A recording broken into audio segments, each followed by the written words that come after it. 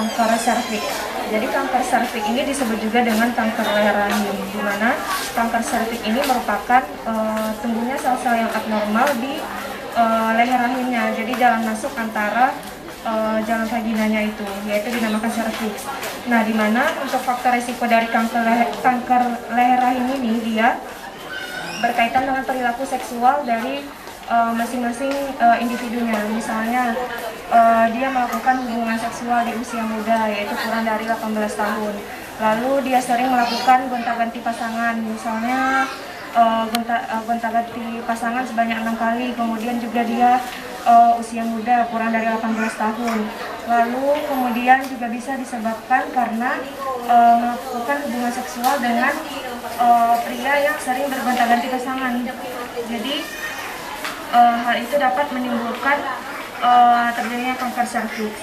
Di mana kanker serviks ini bisa disebabkan karena adanya virus. Virusnya itu dinamakan HPV, yaitu Human Papilloma Virus. Jadi virusnya ini bisa masuk ke dalam rahim.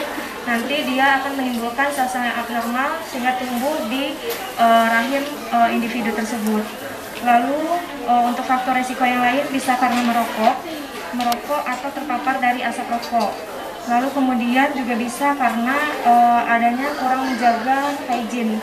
Jadi di mana ibu-ibu misalnya kurang menjaga hygiene dari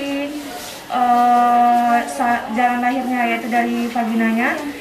Misalnya apabila dalam keadaan celananya itu basah bisa diganti, atau bisa dari mandinya yang kurang bisa lebih sering mandi.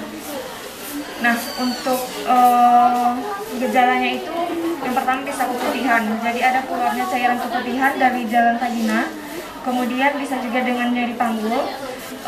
Lalu juga bisa dengan adanya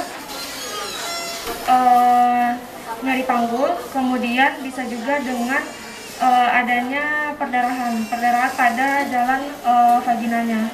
Nah, untuk tata laksananya itu bagaimana? Di mana kita harus menjaga diri masing-masing agar tidak bergonta-ganti pasangan.